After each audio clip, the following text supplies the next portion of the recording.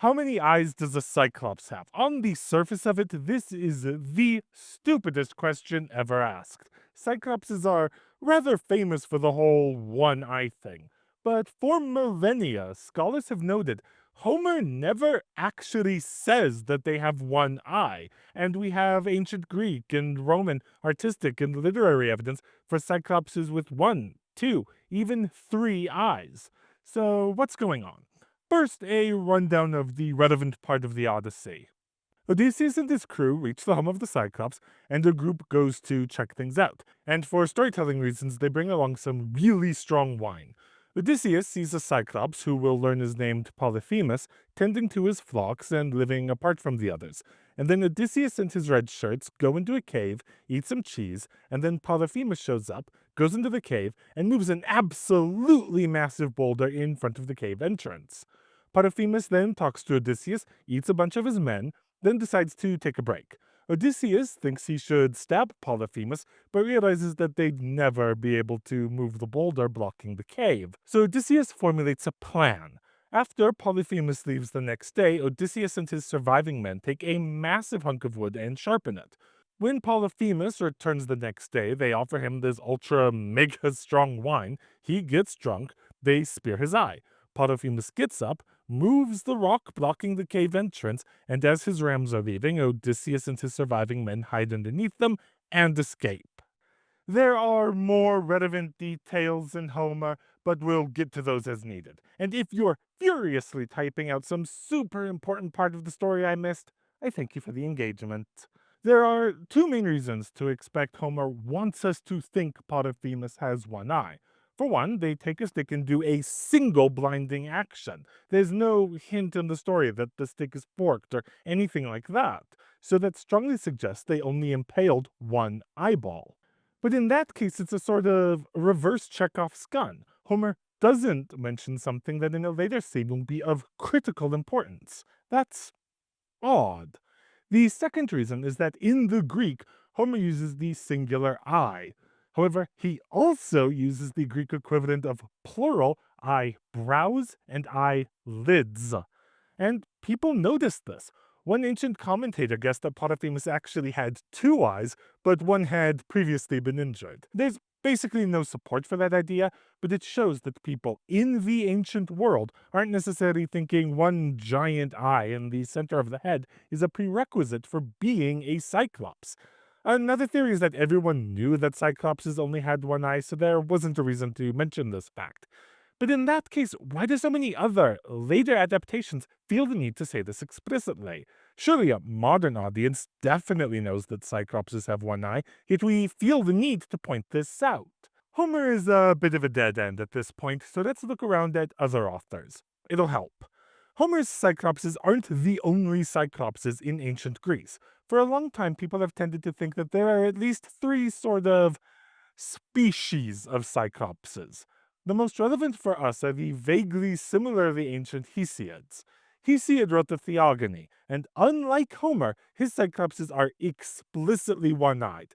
In the words of one translation, then brought she forth next the Cyclopses. Now these were in other respects, it is true, like to the gods, but a single eye was fixed in their mid-foreheads, and Cyclopses was their appropriate name, because in their foreheads one circular eye was fixed. Eventually, they'll give the thunderbolt to Zeus and help him defeat his enemies. So we're good, right? Well, not really. For the name, Hesiod basically just says, oh, and they have one eye and that's the origin of their name. Except the weird part is there's not a reason for them to have one eye.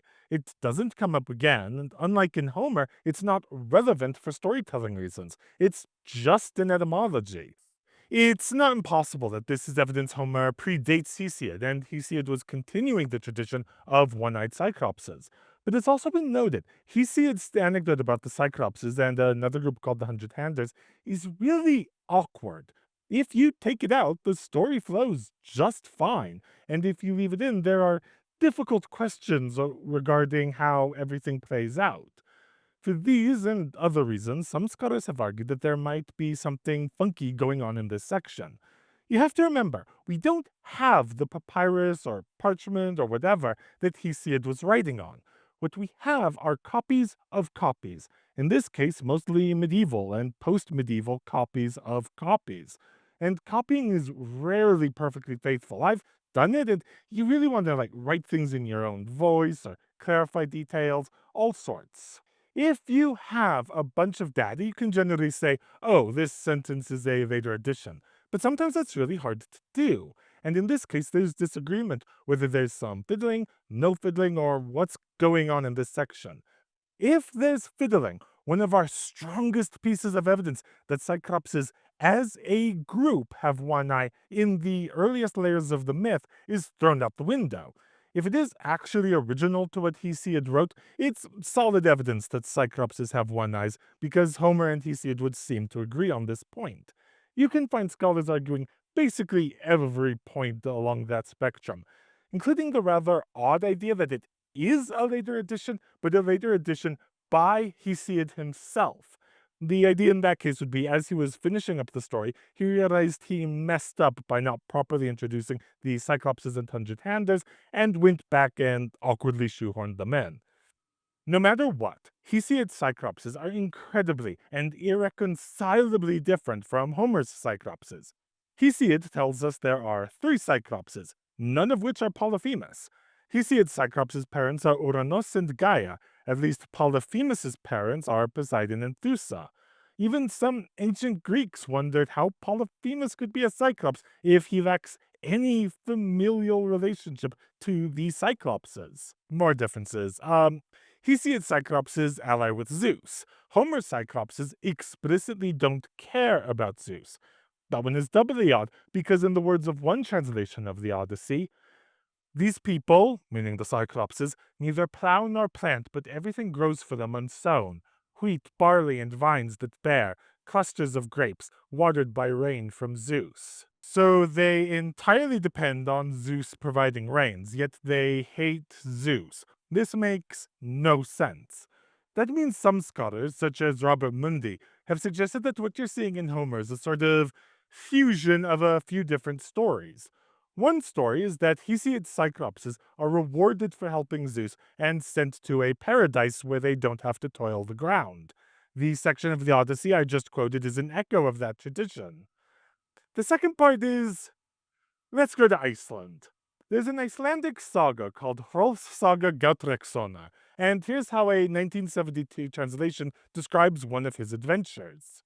King Hrolf and his men go out sailing when a strong wind blows them to a random island that they decide to check out. They find a giant house with a massive door that nobody, except King Hrolf, because he's hard as nails, can open. They go inside and everything is absolutely gigantic, including a massive sword.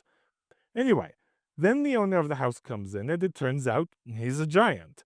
Now, this giant has a grudge against King Hrolf, so basically thinks, let me think about what horrible things I can do to you.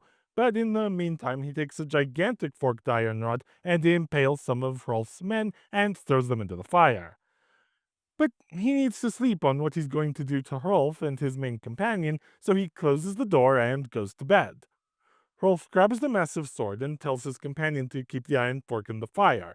Then, simultaneously, Hrolf stabs the giant near the liver, while his companion stabs the fork in the giant's eyes. The giant gets up and starts thrashing around to try to kill our heroes, but then succumbs to his wound and crashes into the door, shattering it.